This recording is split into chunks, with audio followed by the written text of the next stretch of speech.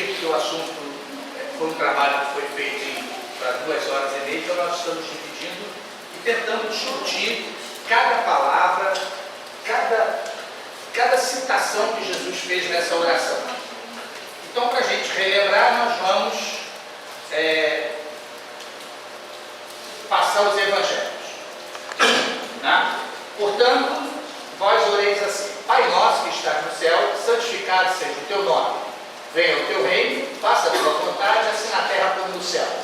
Dá-nos o pão de cada dia, perdoa as nossas ofensas, como nós perdoamos aos que nos ofenderam. Não nos deixeis entregue à tentação, mas livrai-nos do mal, assim seja.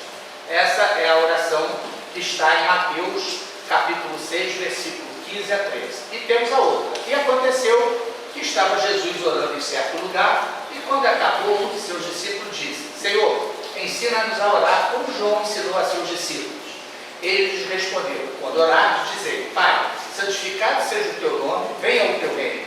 O pão nosso sobressubstancial dai-nos diariamente, perdoa-nos os nossos erros, porque nós também perdoamos a todo aquele que nos deve, e não nos entregue à tentação.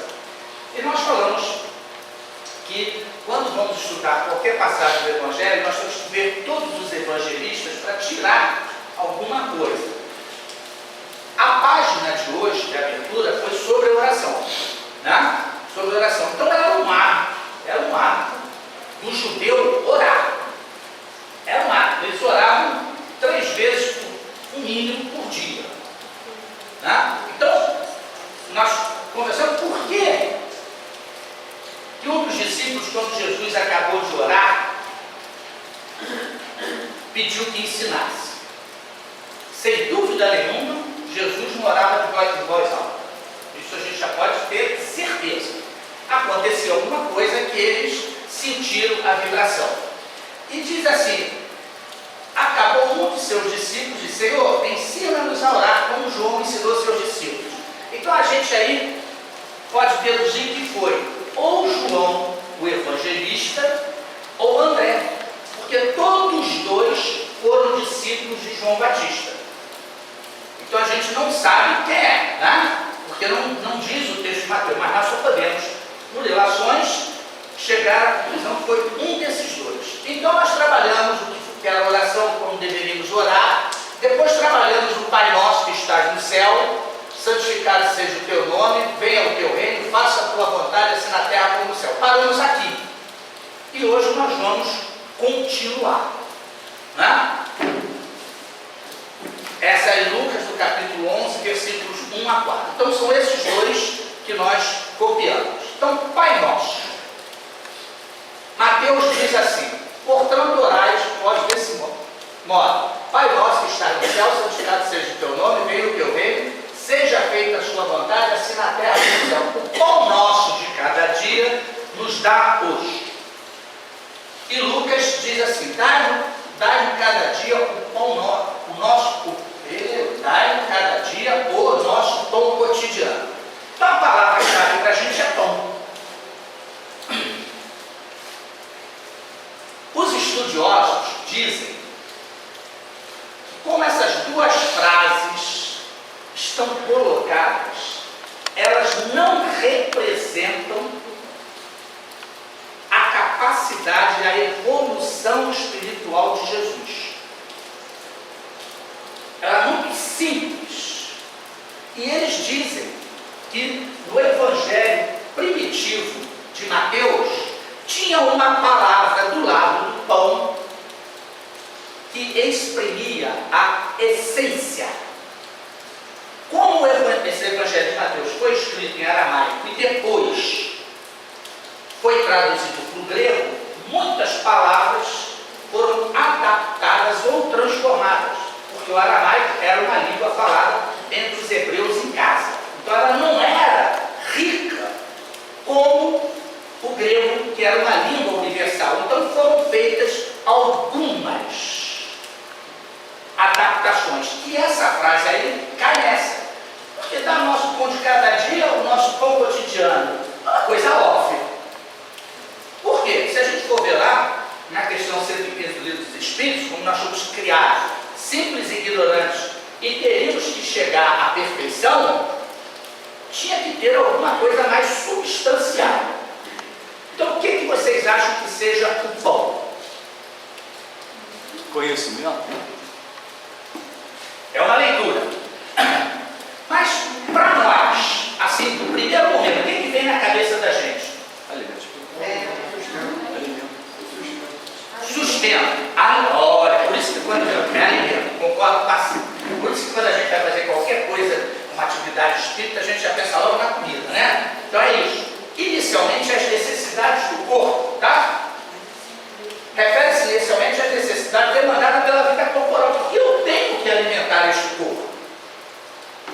Eu tenho que comer, eu tenho que me nutrir.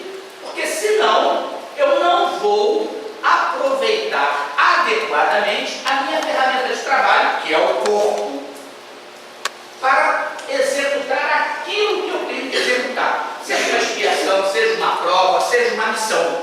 Então eu tenho que tratar bem disso aqui. Então eu tenho que me alimentar. Porque é através do alimento que eu vou fazendo o fluido vital girar. Ok? Então a primeira necessidade é isso aí. Mas nós somos o quê? Espíritos imortais. Eu não tenho um espírito. Eu sou um espírito que hoje eu estou encarnado aqui com este corpo. E esse corpo eu tenho que tratá-lo da melhor maneira possível. Então eu tenho que me alimentar. Então eu não posso perder, em hipótese alguma, a minha direção espiritual. É o suprimento das nossas necessidades diárias, físicas e espirituais. Certo? Então, isso eu não posso perder. Então, o pão nosso tem essa situação. O que Jesus estava querendo dizer assim? Deus, dei o pão para que todos possam cumprir com as suas obrigações como o Senhor traçou. Era muito mais profunda do que assim, dá o pão nosso de cada dia. Orígenes, que é um dos pais da igreja, né? Ele fala que esse pão não tem nada a ver de material. São Jerônimo também afastou esse pão da materialidade, ou seja, aquele pão que a gente conhece de farinha de trigo, sal, água, não é esse pão. E Lutero vai mais fundo ali. Lutero diz o seguinte, ó, tudo que for necessidade do homem, ele está falando para nós encarnados, tudo que for necessidade do homem, tudo aquilo que vai ajudá-lo no progresso espiritual é pão. Olha a profundidade. Então hoje nós sabemos que essa frase aqui, ela teve algumas adaptações porque ela não representa a capacidade, a inteligência de Jesus. Ok? Depois disso vem Pai Nosso. Que outros significados nós podemos dar ao pão em nossas vidas? Evolução. Oi? Evolução. Evolução. O que mais? O que mais? Evolução. Vocês não comem pão? Alimento. Vocês não comem pão? Não engorda. Hoje aqui, hein? Ou engorda, né? Tá vendo? A gente pensa logo na materialidade. Mas vamos ver isso aí daqui à frente. Hoje aqui nós estamos agora, né? Não vocês escutando, nem eu falando. Não vale isso. Nós estamos comendo pão. Sim. Não está todo mundo respirando. Isso é um pão. Não estou nem falando do estudo que nós estamos fazendo. Eu estou aqui sentadinho, quietinho. Estou respirando. Eu estou recebendo uma coisa que é necessária ao meu corpo, consequentemente ao meu crescimento espiritual, que é a vida. Ela falou em evolução. Quem vai arriscar mais? Senão eu vou começar a botar cola no prato. Já falou, a sustentação do motivo. Que outros sentidos podemos dar ao pão? a subsistência da vida humana. O que eu preciso para a nossa subsistência? Hã? Alimento, só do alimento. Alimento, água e ar. Mas Água e água, tá. dá para traduzir tudo por Tá aí. certo. Trabalho.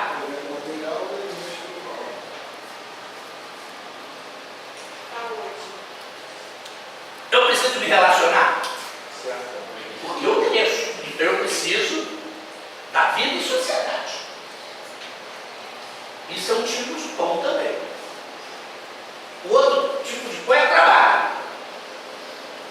Vamos ficar só nesses três?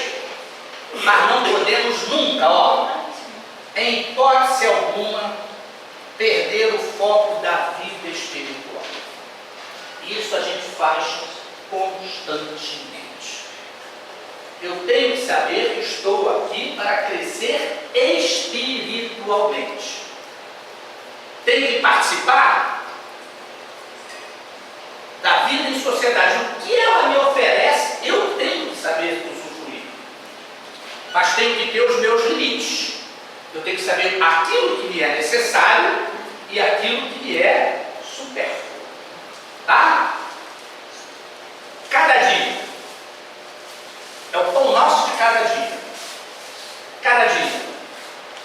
O que é? Seria o momento presente? Hein? O momento presente. Momento presente. Isso. O que mais? Vocês estão calados hoje, eu tenho a chuva. Depende da interpretação da dia, né? Hein? Depende da interpretação da dia. Dia substitui ela, a Bíblia, né? Sim, é a mesma palavra certa. Não, mas dia, hoje vamos trabalhar para a gente poder encaixar. Vamos trabalhar o dia de 24 horas. O que eu tenho que fazer esse pão nosso de cada dia? Renovação, sem dúvida. Mas eu me renovo de tarde, de manhã, de noite. Como é que eu me renovo? Hein? Eterno. Eu me renovo todos os dias. Eu quero sair daqui e deixar aquele homem velho que entrou. Mas eu vou ser o mesmo. Mas eu me renovei. Porque eu comi um pão que me mostrou algumas outras coisas. Por isso é que eu preciso da sociedade e do trabalho. Tá? A todo instante. Eu dormindo, eu estou comendo pão? Estou. Por isso é que é importante, antes da gente dormir, ler uma página do Evangelho, um item, 2 itens. Porque eu já vou dormir diferente. Eu já abro os meus canais para receber mais pão enquanto eu estou descansando o corpo. Então, esse pão é a todo instante. Ok? Vou avançar, hein? Aí Jesus diz assim: eu sou o pão da vida. Quem vem a mim não terá fome. Isso aí está em João, versículo 6, capítulo 35. Aí a gente confundiu as coisas. Pegamos a farinha de trigo, fizemos a hóstia, este é o corpo de Cristo. Não tem nada a ver. O corpo dele é um ensinamento que nós temos que comer. Hã? Isso. Tá? Então quando ele diz assim, eu sou o pão da vida, quem vem a mim não terá fome, é porque nós vamos evoluindo, vamos descobrindo as coisas espirituais. Por outro lado, todas as vezes que eu vou descobrindo as coisas espirituais, a minha fome vai aumentando. Eu vou tendo cada vez mais vontade de comer pão. Por quê? Esse pão vai me nutrir e vai me libertar. Eu vou ser um homem livre. Ok? Vamos lá, reflexões. Deixa eu para não atrapalhar vocês, hein? Deixa eu até olhar a cola aqui. Reflexões. O homem tem direito ao pão terreno? Hã? O que nesse caso aí seria o pão terreno? Pode falar, hein? O que necessário para o desenvolvimento do corpo. Só isso? Então, mais coisa também. E Tem a ver com a sociedade, com o trabalho. do trabalho, do lazer. Olha aqui, ó. O uso dos bens da terra é um direito de todos os homens. E esse direito é consequente da necessidade de viver. Deus não imporia o dever sem dar ao homem um meio de cumpri-lo. Então, tudo que eu tenho na terra, eu tenho o direito de usufruir. Mas olha ali, ele colocou, ó, a necessidade de viver. Aí eu tenho uma amiga que ela disse que na última reencarnação dela, ela deve ter sido centopeia. Certo? Que ela adora um monte de bolsa, sapatos. A necessidade de viver. Então, quer dizer, todas as vezes, tá, que eu estou usando de uma maneira não refletida os bens da terra, eu estou ultrapassando a minha necessidade de viver. Tá certo? Isso está onde? Livro dos Espíritos, questão 711. E olha outra coisa interessante. O que define o que é necessário e o que é supérfluo? Essa minha amiga diz que tem um monte de bolsa, para ela é necessidade. Como é que eu vou aparecer se a minha bolsa não estiver conjugando com o meu vestido? É a necessidade dela. Então eu tenho uma necessidade, vocês têm uma necessidade, e nós temos aquilo que é supérfluo. Então, o que a gente, aonde nós vamos trabalhar? Que limites são esses aonde eu... Porque eu não posso me privar. Se eu me sinto bem, eu não posso me privar. Certo? Eu acho que o supérfluo em relação ao que o senhor disse, combinar com o sapato, combinar com a roupa, eu já acho mais uma questão de vaidade, mas às vezes nós, em certas situações, precisamos também apresentar. Sim. Agora, eu sempre procuro ter, eu me encaixei. Eu tenho muitas. Mas não foi você não, era uma outra. É uma hora, tá? A outra quando tá trabalhando. Eu tenho necessidade de uma bolsa para uma determinada situação que cai um papel assim. Eu tenho necessidade. Eu hoje que eu preciso. Tá vendo? Né? A gente geralmente faz essas pegadinhas porque as mulheres dão um material para a gente trabalhar. A gente tem que fazer isso, né? A gente tem que trocar. Então o que define? Eu vou pegar uma bolsa minha ou uma bolsa desse tamanho. Vamos lá. O que define o necessário do supérfluo para cada um de nós? Olha a pergunta. Que ela pode ser diferente. Certo? Aqui, a natureza lhe traçou os limites das necessidades. Porém, os vícios lhe alteraram a constituição e lhe criaram necessidades que não são reais. Quando Deus ofereceu todos os meios para a nossa evolução, Ele colocou tudo ao nosso alcance. Tudo. Mas aí a gente veio caminhando. Isso aqui me atrai mais. Aí eu criei aquele hábito.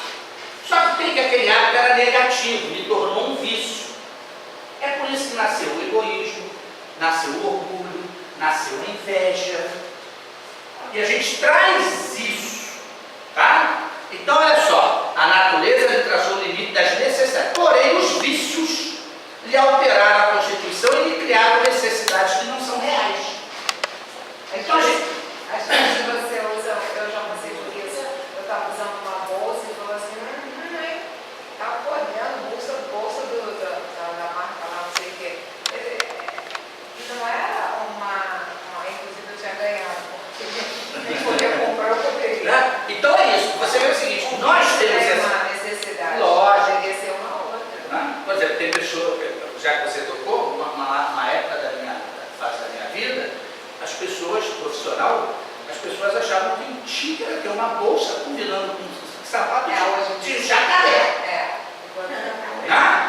E então, a necessidade. Então, olha só, essa é a diferença. E isso está lá no Livro dos Espíritos, a questão 716. Ok?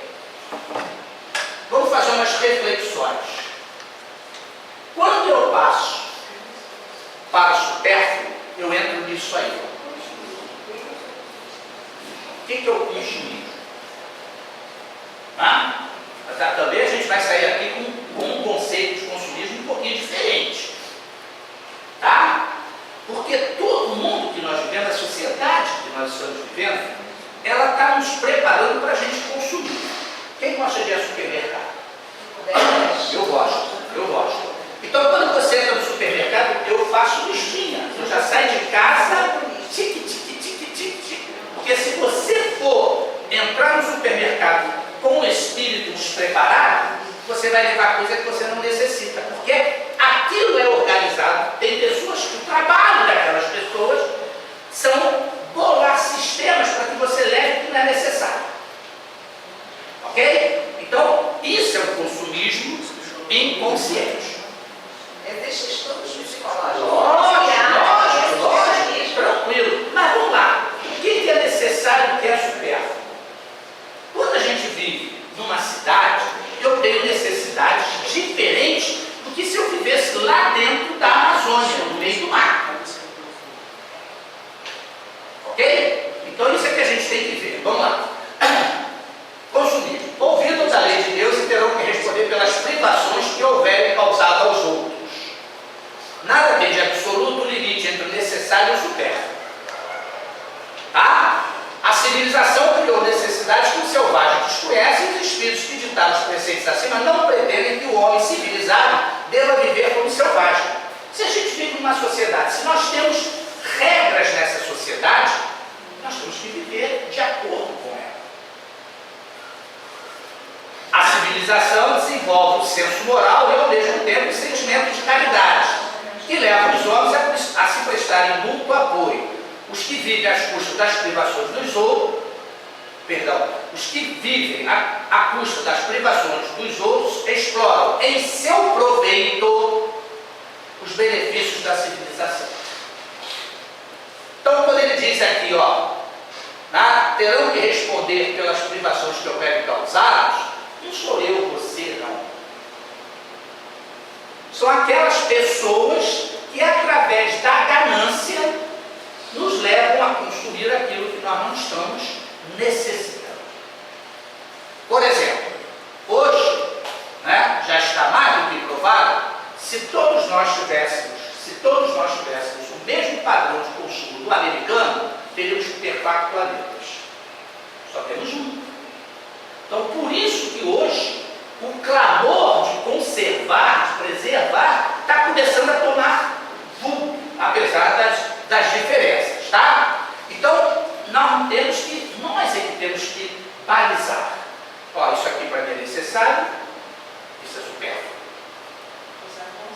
Usar o bom senso, a razão. Então, a coisa é aí. E esse negócio foi escrito só. Está precisando aparecer?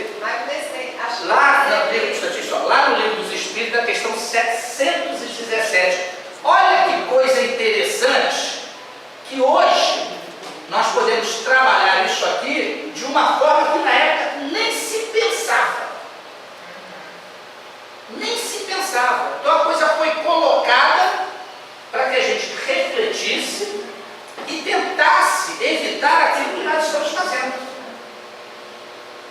Ok? Vai, o que você colocar? Eu estava pensando agora numa situação que passou essa semana na televisão, a respeito da punição daquele banco que criou o boom americano, que agora vão ter que pagar milhões. Eles criaram um mecanismo e levaram o mercado a uma coisa que não era real e aí isso aí, todo mundo cai, tá? Vamos lá continuar nas nossas reflexões. Como o Pai também oferece o pão da subsistência. Você falou trabalho, então vamos pegar a tua bola aí e vamos jogar lá bem. Trabalho. É importante. O que o trabalho me proporciona?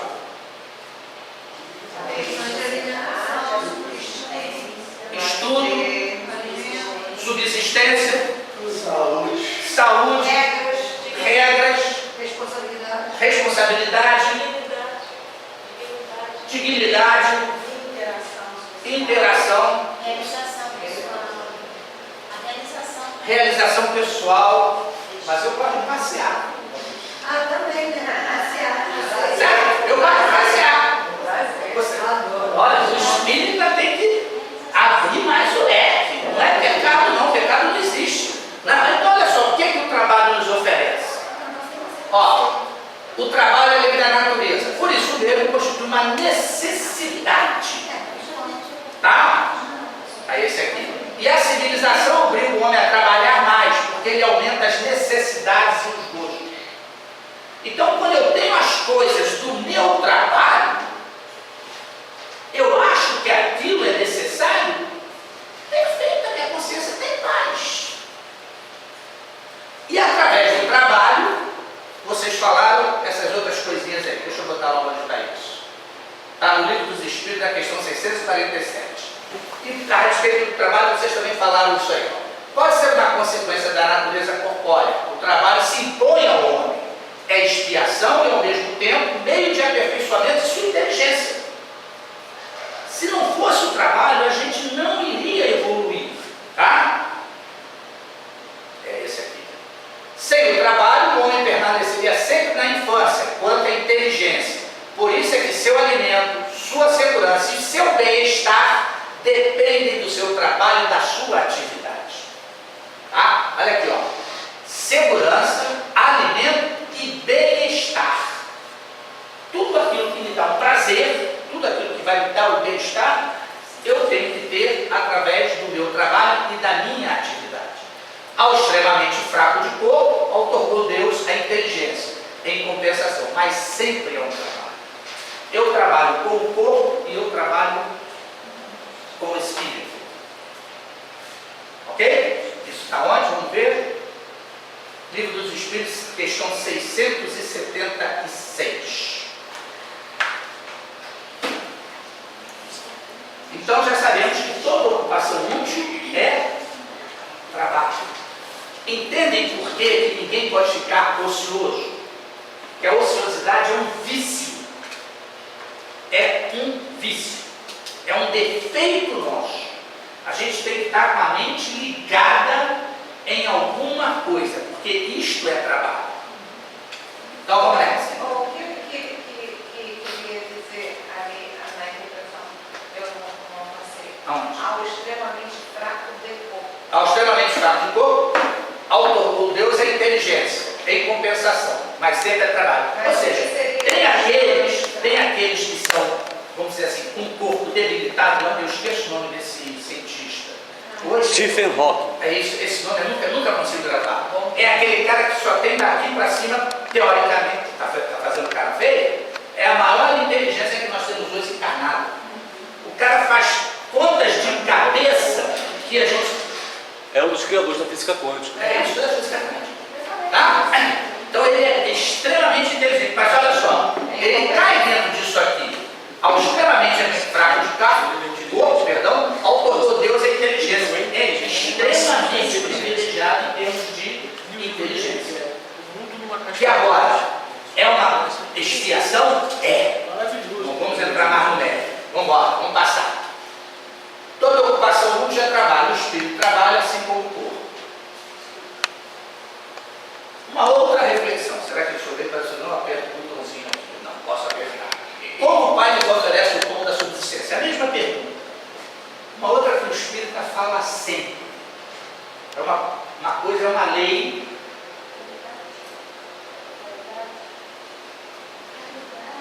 Caridade? Não.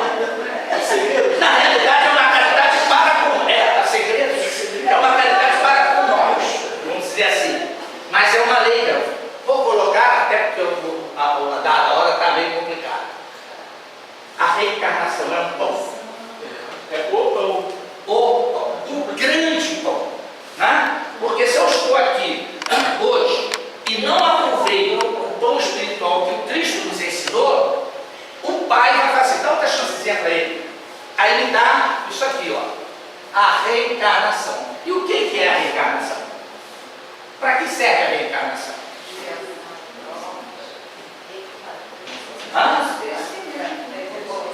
Isso. Uma nova oportunidade. Vou futucar vocês porque eu quero saber como é que está esse negócio do Livro dos Espíritos aí.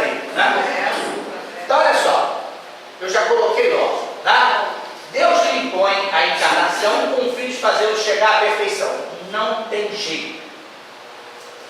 Para ser perfeito, eu vou ter que ter muitas encarnações. Porque através dessas encarnações, eu vou trabalhar, vou desenvolver minha inteligência e, consequentemente, eu vou puxar o meu senso moral. Ok? Então isso é sabido. Isso nós temos que ter certeza.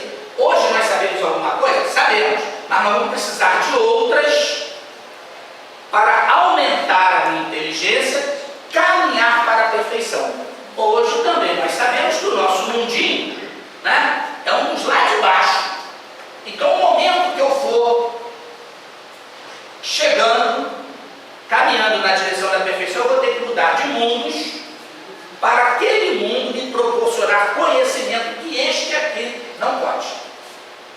Tá? Para uns é expiação, para outros missão.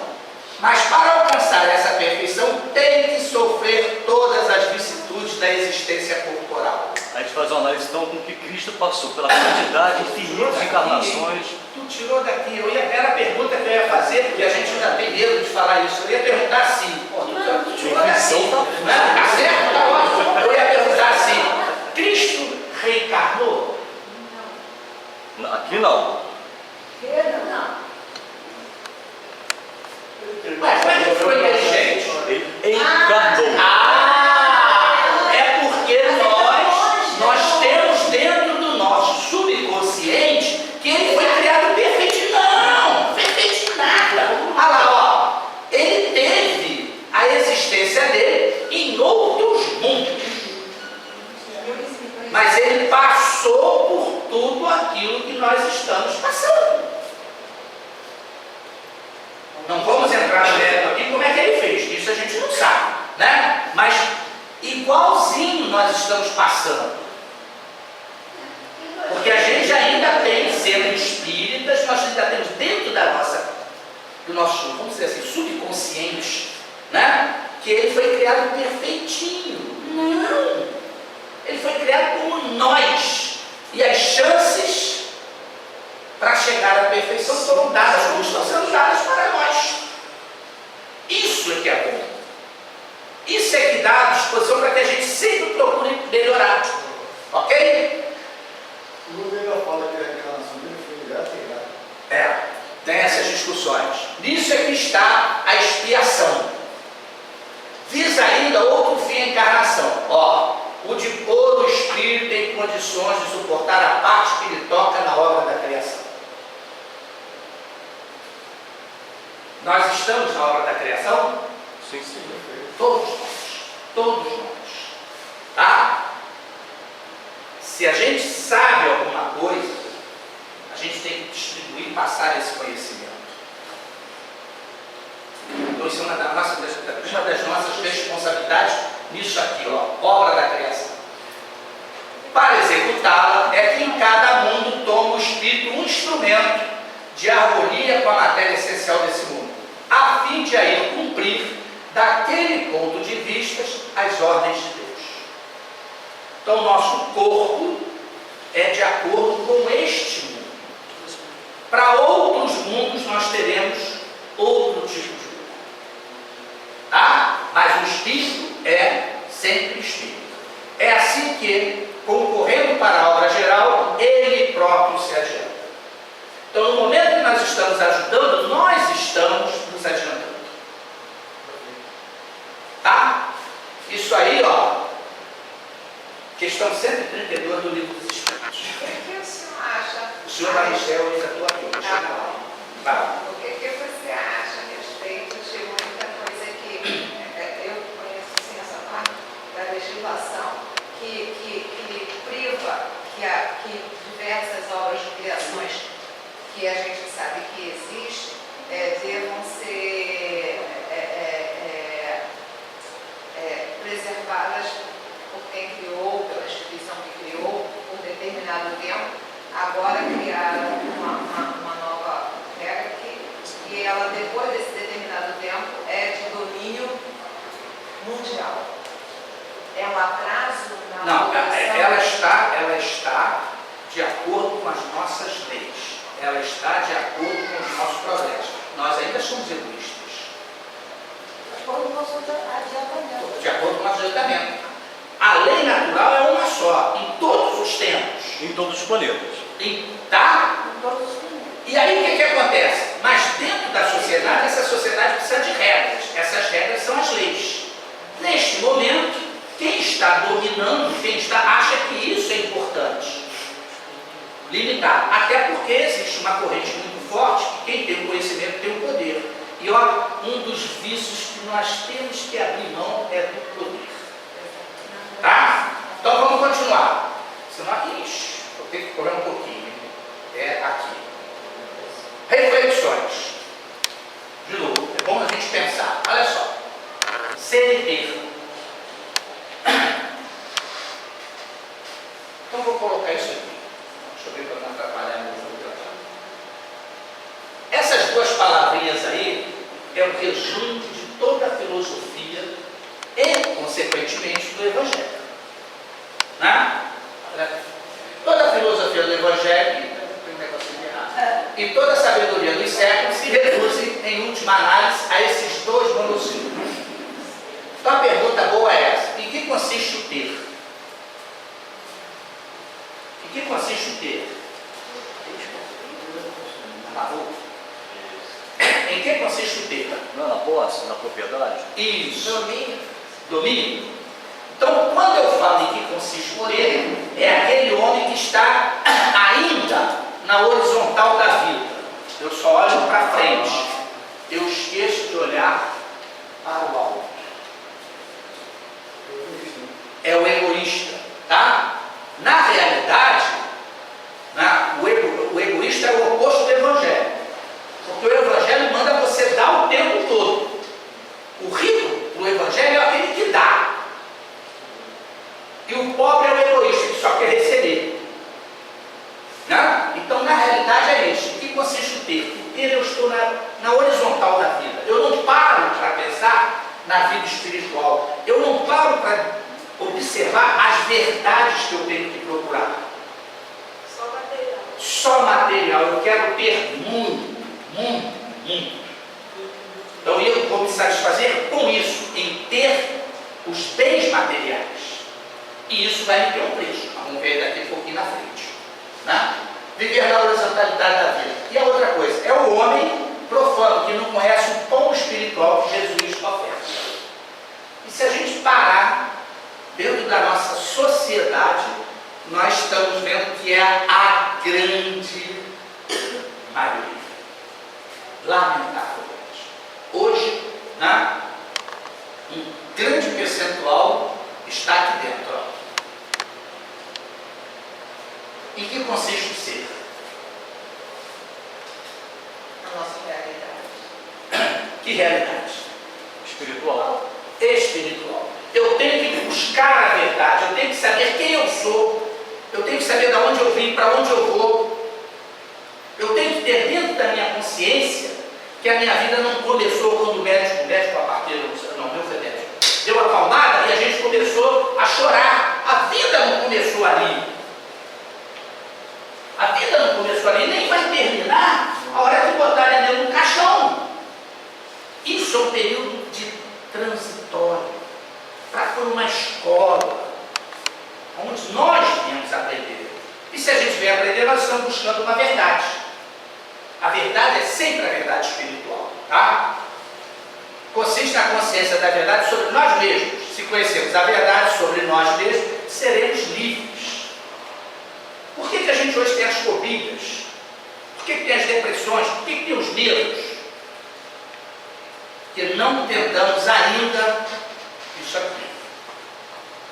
Se a hora que a gente começar a parar para pensar nisso, as outras coisas vão embora. Então, é um trabalho meu. Dica para amanhã da palestra que vai acontecer, tá? Eu acho o contrário. Tá? O que você acha contrário? Vamos lá. Eu sinto o contrário. Há conhecimento da verdade sobre nós mesmos.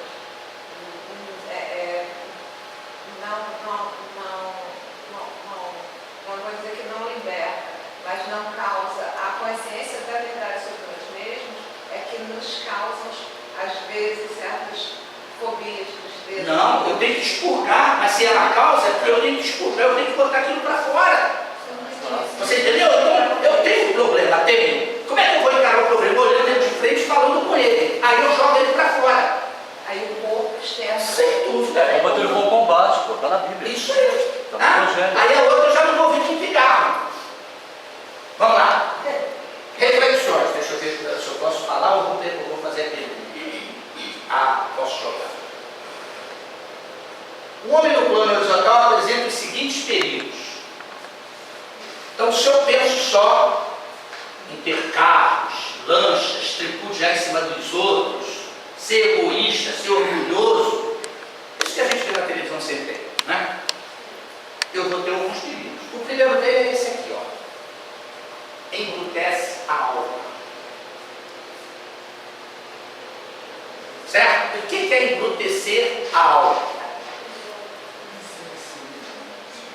Quando eu estou nisso aqui, meus vícios estão assim, ó. Essa da vida espiritual. Certo?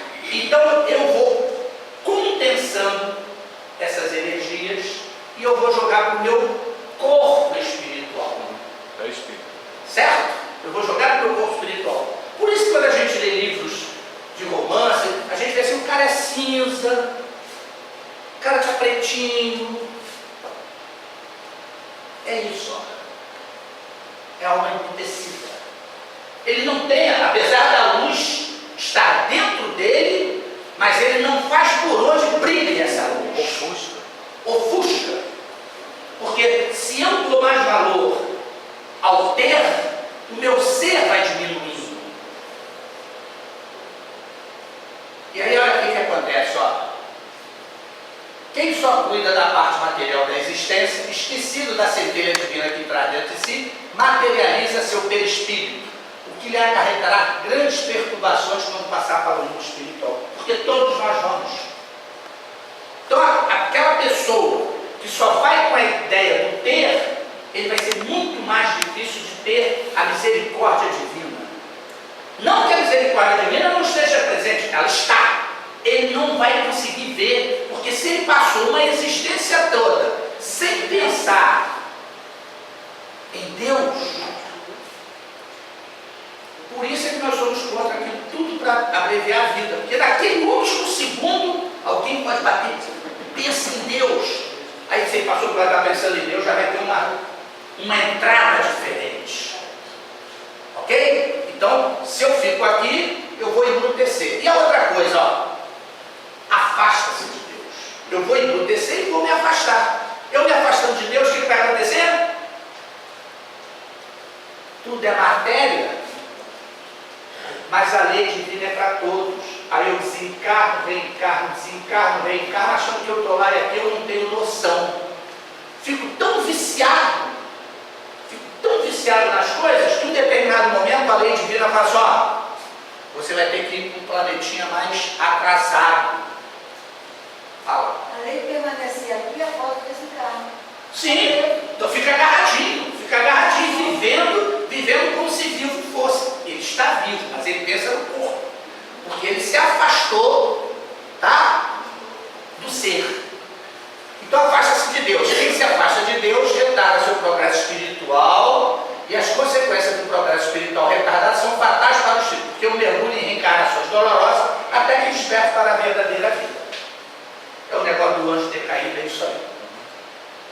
O apego aos bens materiais torna-se uma jaula que aprisiona o possuidor distraído, que passa a pertencer àquilo que supõe possuir. Ele acha, a vida dele é toda material. A vida é o dinheiro, a vida são os bens. Tá? Mais reflexões. Deixa eu até ver. Acho que o meu som ficou. O vento mudou tudo. O profano total só conhece os objetos e ignora o sujeito. Ou seja, aquele que se preocupa com a matéria, ele esquece que ele tem um espírito. Ele não pensa nisso. E é comum a gente ver assim, do nada, tudo acaba com a morte. Grande engano. Né? Aí nós Isso é temos... um paradoxo, né? Oi? Isso é um paradoxo, porque essa criatura vive tentando reter, porque ele sabe que não vai conseguir Não vai. Né? E aí tem as decepções, como a gente cansa O místico só se interessa pelo sujeito e foge dos objetos. Ou seja, o místico é aquele que só acha que pensar em Deus vai resolver o problema. Deus quer que pense nele, mas quer que não só pense nele. Deus quer que pense nele através do próximo, através da sociedade, através do trabalho, através daquilo que você anda fazendo. Isso é que Deus quer que faça. Não quer que fique o tempo todo lá dentro da igreja, de joelho, rezando, fazendo. Não. Ele deu o trabalho para cada um e ele sabe que o trabalho tem que ser feito. E temos esse aqui, o homem Cristo, plenamente realizado em si mesmo, interessa-se pelos objetos, mas tão somente através do sujeito em perfeita harmonia com esse. Este é que é o grande que nós temos que buscar. Eu vou usar isso, vou usar aquilo, mas não vou esquecer que aquilo é para o meu auxílio espiritual. Isso que eu tenho que fazer. Vamos ver agora aqui o que vem? Todo homem que tiver de fato realizado a si mesmo o seu eu espiritual e divino será capaz de realizar tudo fora de si. A realização do sujeito produz a realização dos objetos. É esta a filosofia do Evangelho, por mais estranho e verossímil que pareça ao homem